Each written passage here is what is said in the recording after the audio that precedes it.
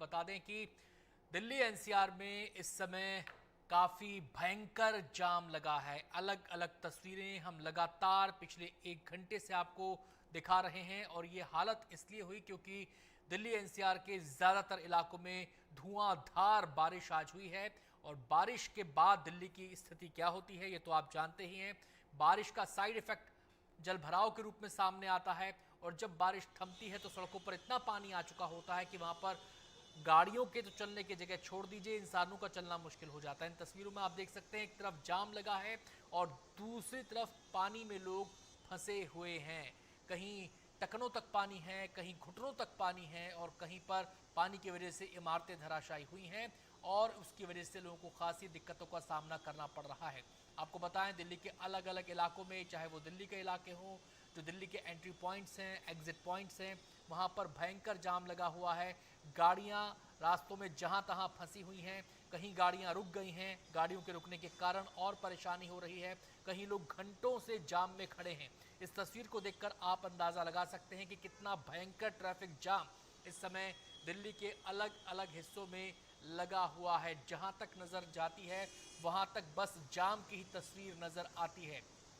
तो चाहे आने का रास्ता हो चाहे जाने का रास्ता हो, इसमें लगातार बारिश होने के बाद जो ट्रैफिक एक साथ से आया है सड़कों पर उसका जाम लग गया है। और आपको बता दें दिल्ली ट्रैफिक पुलिस लगातार ट्विटर के जरिए एडवाइजरी जारी कर रही है, लोगों से अपील कर रही है कि अभी अगर कहीं पर उनको जाना है तो फिलहाल जाने से परहेज करें, ज़रूरी ना हो तो अपने घर में ही रहें या जहां पर हैं वहां पर थोड़ी देर इंतज़ार करें, क्योंकि जितना ज़्यादा ट्रैफिक सड़कों पर आएगा उतने ही हालात बदतर होते जाएंगे। और आपको ये भी यहाँ पर गौर करने वाली की बात है कि जिन लोगों को व्यवस्था संभालनी है, मसलन पुलिस की टीमें, ट्रैफिक पुलिस की टीमें, कहीं कोई आपदा अगर आ गई है, कहीं कोई इमारत में कोई फंसा हुआ है, कहीं किसी वजह से कोई हादसा हो गया है, उस तक पहुंचने के लिए रेस्क्यू ऑपरेशन अगर चलाना है, बचाव कार्य अगर करना है, तो वो जो हमारे बचाव कर्मी हैं, वो जो हमारे सुरक्षा कर्मी हैं, वो भी कैसे पहुंचेंगे, ये बड़ा सवाल यहाँ पर खड़ा हो जाता है।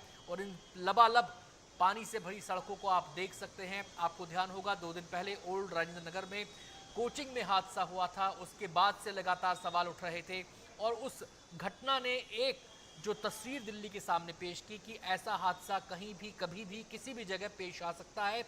और आज एक बार फिर से वैसी ही तस्वीरों से हम दो चार हो रहे हैं। यहाँ पर हादसे में किसी के मारे जाने की तो खबर अभी तक नहीं आई है पुख्ता तौर पर, लेकिन इस बारिश के कारण दिल्ली कैसे पानी में, दरिया में तब्दील हो जाती है, पानी में तैरने लगती है, डूबने लगती है, ये तस्वीर एक बार फिर से हमारे सामने है। और ये कोई नई तस्वीर नहीं है, ये साल दर साल की ऐसी ही तस्वीर है। और हर बार जब ऐसे हालात हमारे सामने आते हैं, ऐसी स्थिति हमारे सामने आती है, ऐसी तस्वीर हमारे सामने आती है, तो जहन में एक ही सवाल आता है कि आखिर ये सूरत बदलती क्यों नहीं। दावे तमाम तरह के किए जाते हैं। हमारे संवाददाता अलग अलग जगहों पर मौजूद हैं, ग्राउंड रिपोर्ट आपको दिखा रहे हैं। सबसे पहले हमारी संवाददाता कादम्बनी की रिपोर्ट देखती हैं और आपको पता चलेगा कि जहां से उन्होंने रिपोर्ट किया वहां पर क्या हालात है।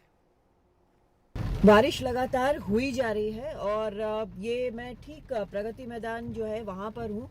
आप देख सकते हैं राष्ट्रीय विज्ञान केंद्र वहाँ पर लिखा हुआ है। बारिश बीच में कुछ देर के लिए रुकी थी, लेकिन अब लगातार बारिश हो रही है और इसके कारण यहाँ पर ज़बरदस्त ट्रैफिक जाम भी हुआ है। काफ़ी कम से कम 15 मिनट मुझे हो चुके हैं। यहाँ पर खिसकती भी है गाड़ी तो बिल्कुल धीरे धीरे, और अगर आप कहीं पर रुक जाएं तो लोग इतने परेशान हो चुके हैं कि बिल्कुल परेशान होने लगते हैं और हॉर्न वगैरह बजाने लगते हैं। एक एम्बुलेंस बहुत मुश्किल से यहाँ से निकली है अभी, और ये जो अंडरपास है, यहाँ पर जितने भी अंडरपास हैं इस इलाके में वो बंद कर दिए गए हैं। इसके कारण ट्रैफिक जो है वो बहुत मुश्किल ट्रैफिक हो गया है।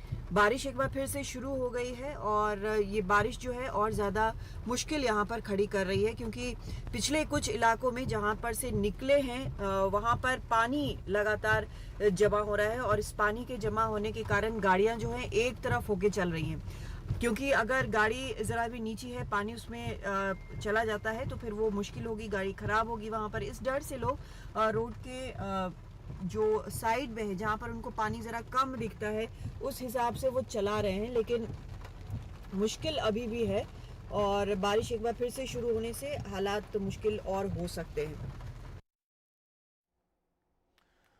और आपने सुना हमारी संवाददाता कदमनी जो खुद दफ्तर से निकली थी घर जाने के लिए, लेकिन वो भी ट्रैफिक में फंस गई और 2 घंटे से कोई 2.5 घंटे से कोई 3 घंटे से ट्रैफिक में फंसा हुआ। हम सीधे रुक करेंगे, हमारे संवाददाता अखिलेश हमारे साथ इस समय जुड़ गए हैं, वो जानते हैं उनसे कि वो क्या स्थिति, वो क्या तस्वीर देख रहे हैं। अखिलेश बताएं।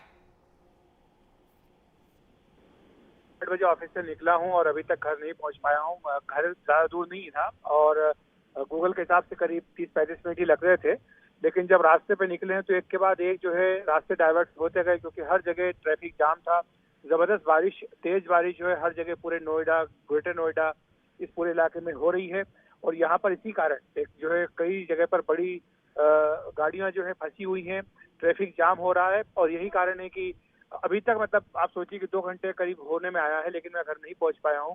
और इसके साथ साथ जो दिक्कत है वो लगातार बढ़ रही है। लोग जो हैं, मैंने देखा सड़कों पर किस तरह से अपनी गाड़ियों को एक तरफ खड़े करके और आप पैदल ही चलते हुए जा रहे हैं, क्योंकि उन्हें पहुंचने में काफी दिक्कत हो रही है। हर जगह ट्रैफिक जाम है और जो सड़कें सकड़ी हैं वो ज्यादा सकड़ी इसलिए भी हो रही है क्योंकि लोग गाड़ियों को एक दूसरे की तरफ जो है लेफ्ट तरफ गाड़ी खड़ी करके छोड़ के जा रहे हैं, या जहां पर भी उनको जगह मिल रही है वहां पर वो पानी से बचने के लिए खड़े हो रहे हैं। तो इस चक्कर में जाम जो ज्यादा बढ़ता जा रहा है। तो यही कारण है कि वो चाहे मेरठ, बरसात क्या अभी भी हो रही दिल्ली है? में अभी भी बारिश लगातार हो रही है, बारिश रुकने का नाम नहीं ले रही है।